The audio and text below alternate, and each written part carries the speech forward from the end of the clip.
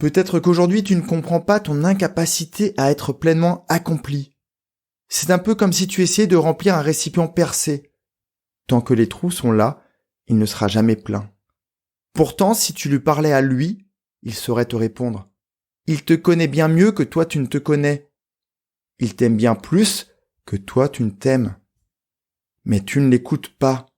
Tu as cessé de le faire car tu écoutes les injonctions autour de toi. Tu t'es tellement déconnecté de lui que tu crois l'avoir perdu. Mais il est là. Il est encore là et il n'attend plus que toi pour le rassurer et le laisser t'aider à t'épanouir et t'accomplir. Mais avant de faire ça, tu dois le soigner. Tu dois colmater les fissures de ton récipient. Et pour ce faire, tu peux lui rendre visite et lui demander comment toi, l'adulte, tu peux l'aider. Laisse-moi 10 minutes pour t'expliquer comment le réparer. Condition sine qua non au déploiement de tes ailes. Celles qui vont te permettre de t'envoler vers une vie riche, épanouie, accomplie et pleine de sens. Salut à toi, tu es sur Dépasse-toi et je suis Sylvain Viens. Tous les mardis dès 7h, je te proposerai des idées pour comprendre ton fonctionnement, améliorer tes relations, trouver de la motivation ou encore développer ta confiance en toi. Et tout ça pour t'aider à créer une vie riche, épanouie et pleine de sens. Si tu ne veux rien louper et profiter de tout ce que j'ai à t'offrir, je t'invite à t'abonner à la newsletter sur mon site sylvainviens.com. Aujourd'hui, je ne vais pas utiliser de commentaire Apple, mais un extrait du feedback d'une personne que j'ai fini d'accompagner. Voilà ses dernières phrases. On devrait tous passer par cette étape dans notre vie. On en ressort grandi. Merci Sylvain pour tout ce dont tu m'as fait prendre conscience. Dernier mot pour toi, qui lis mon feedback, aujourd'hui tu l'entends, et qui hésite peut-être à te faire accompagner par Sylvain. Saute le pas, ose, tu n'en tireras que du bénéfice pour toi. Merci Émilie pour ton retour, et j'ai hâte de voir où tes ailes déployées vont t'amener. Prochain épisode, j'espère que tu m'auras laissé un avis sur Apple, et je tenais à en profiter pour remercier tous ceux qui l'ont déjà fait, et ceux qui parlent de mes épisodes autour d'eux. Donc merci à tout le monde. J'espère que ce matin tu es disponible mentalement, car tu vas voyager à mes côtés. C'est un épisode très spécial, mais je crois que je le dis très souvent, et pour l'illustrer, j'aurais pu m'utiliser. Encore une fois, me livrer pour que tu comprennes tout ça. Mais j'ai demandé l'autorisation à une de mes clientes. Je voulais être sûr que ça ne la gêne pas, que tu puisses profiter de son histoire. Elle a accepté, donc la voici. Pour que tu comprennes, tu dois avoir tous les éléments. Il y a quelques mois, je reçois le message d'une femme qui est profondément malheureuse. Elle me dresse un portrait très noir, tellement noir qu'elle pense ne jamais changer. Elle finit par « Merci pour tes enseignements riches et désintéressés. Je crois que tu m'as aidé à ne pas chercher comment sauter dans ce gouffre qui était devant moi. » Quelques semaines plus tard, elle s'autorise à en vouloir plus. Lors de notre premier échange, je lui confirme que je ne suis ni psychiatre, ni psychologue, mais que je ferai de mon mieux pour l'accompagner vers ce qu'elle mérite. Au fond de moi, à cette première connexion, derrière l'écran, je distingue la lumière qui ne demande qu'à s'allumer. Mais je ne peux rien lui promettre, car malheureusement cette flamme n'a jamais brillé, ou que trop rarement. Comme trop d'enfants, elle a eu une éducation qui manquait de sécurité. Une éducation qui ne lui a pas permis d'ouvrir ses ailes, et qui lui a fait croire qu'elle n'était capable de rien. Pas capable d'aimer car personne ne lui avait donné suffisamment d'affection. Pas capable d'avoir des émotions, car elle s'était créée une carapace. Pas capable d'avoir des discussions intéressantes, car elle n'avait pas le droit de parler, ou pas des vrais sujets qui l'intéressaient. Elle se pensait capable de rien, ou plutôt incapable de tout. Alors, elle s'est construite là-dessus.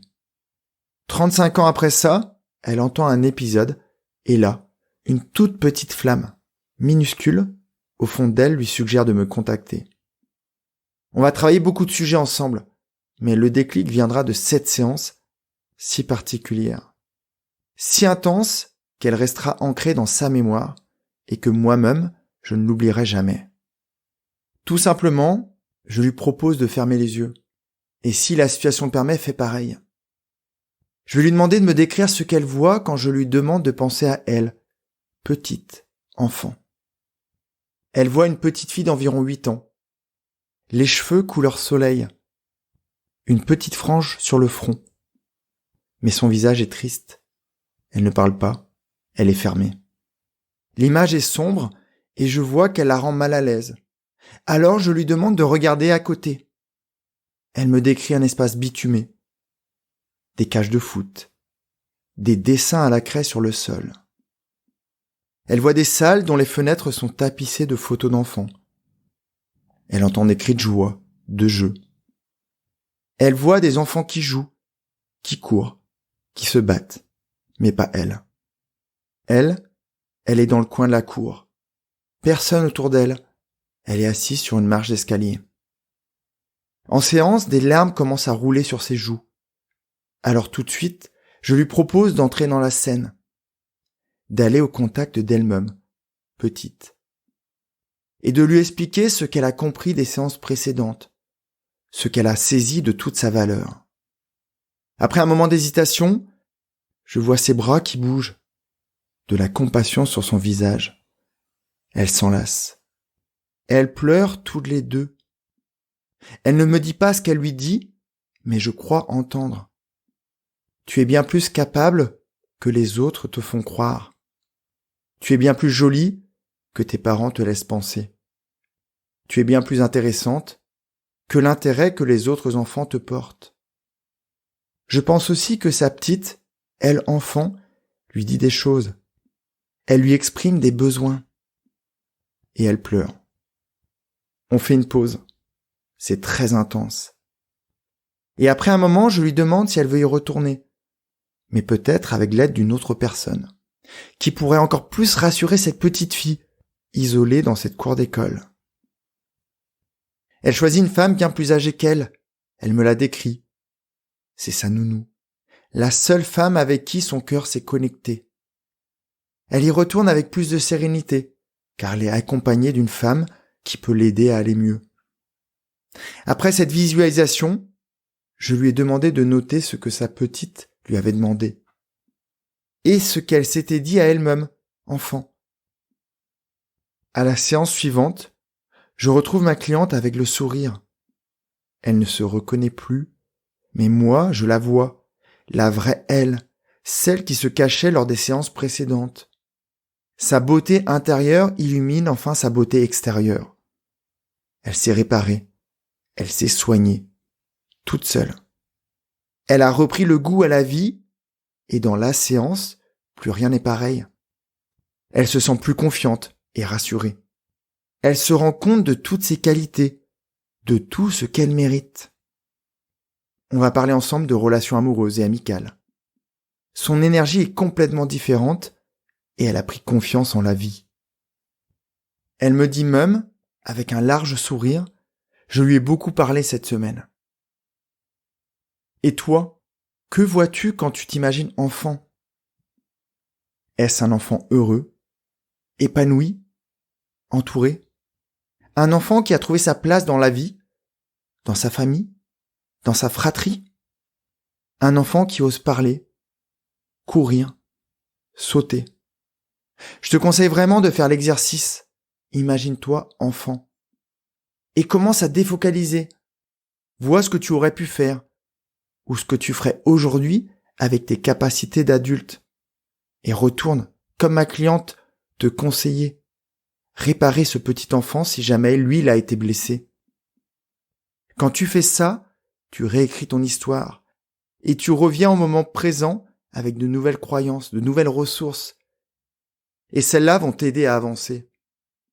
Quand ton récipient sera consolidé, réparé, alors tu pourras le remplir d'épanouissement et d'accomplissement.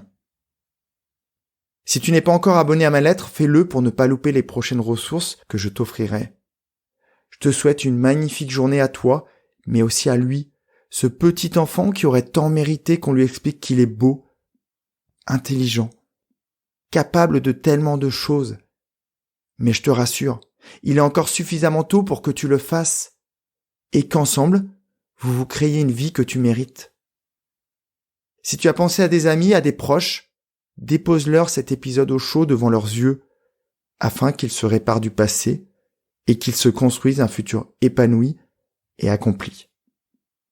Prends vraiment bien soin de toi et de lui. On se revoit jeudi. Bye bye. Si cet épisode t'a appris quelque chose, n'hésite pas à en parler autour de toi.